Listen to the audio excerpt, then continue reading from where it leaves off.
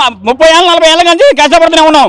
అంతా కొనుక్కొని ఊళ్ళు కట్టుకుంటే ఉన్నదాని ఊళ్ళో మీ ఆడపతి రోడ్ల మీద ఉన్నదే 60 గజాలే 60 దొడ్డి 10 నిమిషాలు ఆపకుండా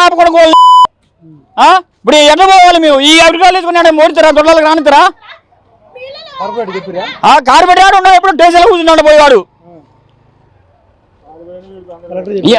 కలెక్టర్ గారు చెప్పలే, మాకు ఎవరు చెప్పలే. మొన్న 2 నెలల క్రితం వచ్చిండ్రు కదా తీయాలని అన్నారు.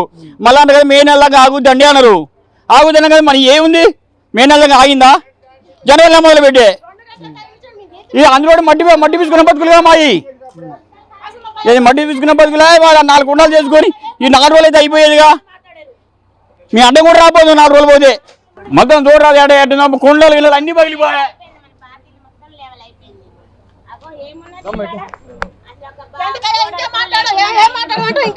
మాట్లాడకండి సార్, మాకు న్యాయం చేసిన సార్, మాకు మాట్లాడాలని అవసరం లేదు.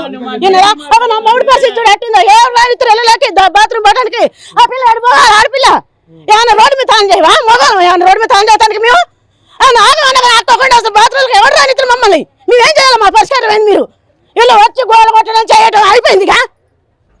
కాంగ్రెస్ రావాలి, మార్పు రావాలని మస్తు మార్పు తెచ్చిండు మా జీవితాలలో. చిన్న పిల్లలు అర్థం చేసుకోకుండా గోల కొట్టారండి.